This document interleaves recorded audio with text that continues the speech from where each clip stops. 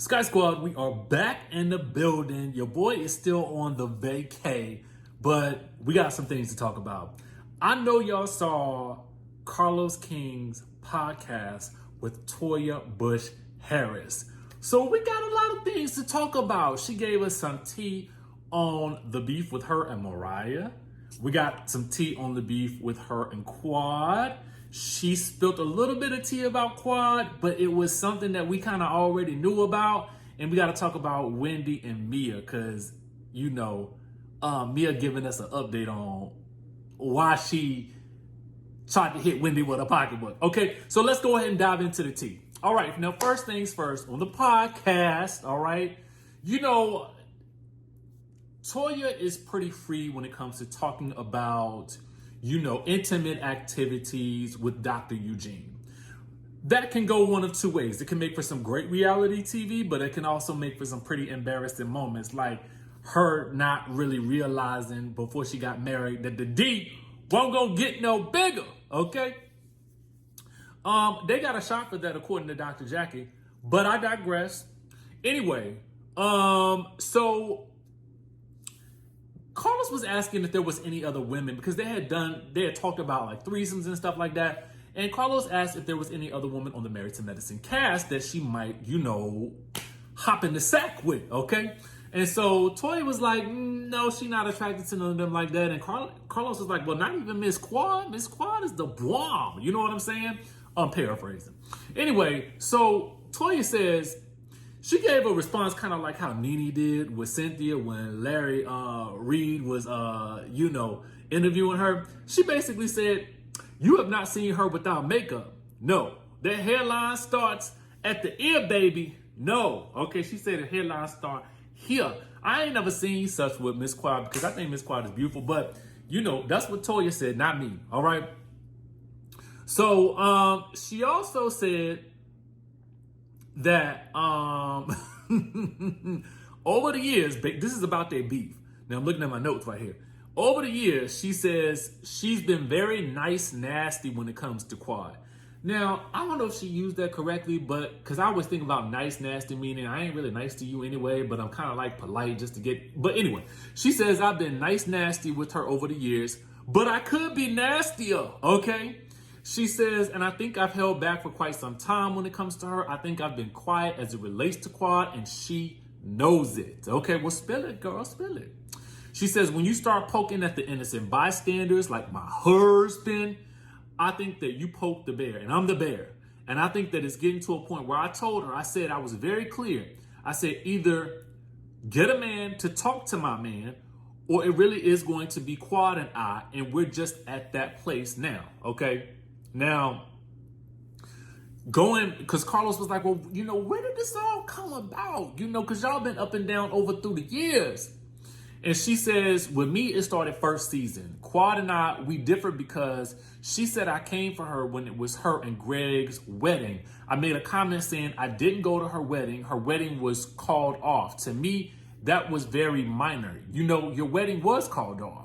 Okay, she says, but it was right after that she announced on national television a lie that she and Mariah, she said Mariah told her that me and Eugene were doing the drinking and the driving with the kids in the back seat of the car. She says that was a horrible insinuation and thing to say on national television.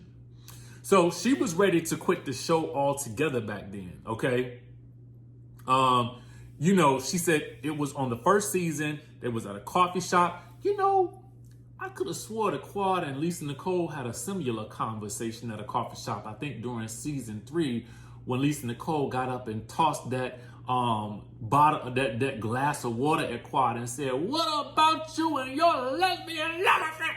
Y'all remember that? Anyway, you know what? Married to Medicine been lit for those of you guys who don't know. Anyway. She wanted to quit. She went into a depression. You know, not only for that matter, she also, you know, got into a brawl during the first season. So she had a lit first season as well. I don't need to go back and watch first season. Anyway, she says it changed the way she looked at Quad because she became the person that would just say anything on TV to hurt somebody. She does not think that Quad is the face of the show, because she don't know if that's what Married to Medicine is supposed to be about. She says she knows that they need drama to make reality TV, but she don't know if they need that type of drama, and if that's the type of drama that they want to perpetuate. I mean, honestly, I don't know. I like Toya because I think that Toya is necessary for the show, and she's beautiful. But I feel like, now, Toya, you done been into 2 physical altercations on this show. Now, granted, people done tested you. I know. But I mean, let's not get too high and mighty with the above the drama. But, because you did mush old girl in the face. You know what I'm saying? Anyway, but she was up in Toya's face, to Toya's defense. But anyway, she basically, when it comes to the face of the show, she really kind of made it seem like she thought Mariah was the face of her, and Mariah were the face of the show. No mention of Dr. Heavenly. But she did also say that her and Mariah fell out because, remember that season where, I think it was the season that Buffy was on as well, that they made the reunion set into Toya's closet? Y'all remember that? And she said that Mariah allegedly got mad at her because she said something like, Mariah said, you knew they was making the reunion set into your boudoir, your bedroom closet. You knew that. And I guess maybe Mariah had some type of feelings about that or something. Maybe because she was the executive producer. Maybe she wanted them to film in her closet. I don't know, but they fell out because of that. Oh, yes, indeed. That's what she said. She also said that that Quad is being sued by the contractor that she was allegedly sleeping with. Now, if you guys watched my interview with Quad, she did say that there was some type of litigations going on between her and the man. So I don't know who's zooming who, but somebody's zooming somebody, okay? And by Zoom, I don't mean, the workplace. I mean, Zoom is in Sue. Anyway, that's the tea from the, I know y'all probably already saw it, but we got to talk about it here because that's what we do. And if you ain't seen it, I'm gonna put the link in the description down below. Also, we got to talk about Mia and Wendy, okay? This was very interesting to me. It gives context into why Mia hit or attempted to hit Wendy with her pocketbook, okay? Now, this really starts with a good old tweet from Christina Milian that reads, I guess she was watching the episodes, catching up, if you will, because, we in that week period of time where you don't really know what day it is. At least I don't. Anyway, she says, the girls must have been pretty tipsy, but I don't like the way they soloed out Wendy, like how she was being treated. Shouldn't have been swept under the rug. Had to get that off my chest. LOL, back to watching the show. That was just an excerpt. This is also from our friends over at Urban Bell Mag, so please check them out. And also be sure to check them out daily because they come out with reality TV and entertainment news on a day-to-day basis. So be sure to follow my peeps. Anyway, Mia then responds and says, sis, I was tipsy, tired, and spread thin. Hosting those trips will do that to you. You know what I'm saying? And so anyway, she says, I really didn't care what dealings they had for real. As you can see, no one cared past that night, except for the fans, okay? She says, it really wasn't that serious.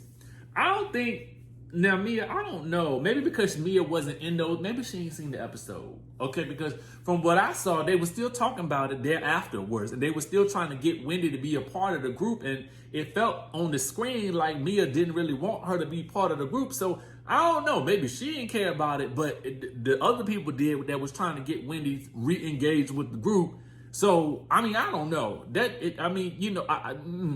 So anyway, she goes on to say, literally told Wendy that day, I love her and we need to get the kids together. It was a weak moment. Was this before the pocketbook or after the pocketbook? When did it, I need to know what time it was. You know what I'm saying?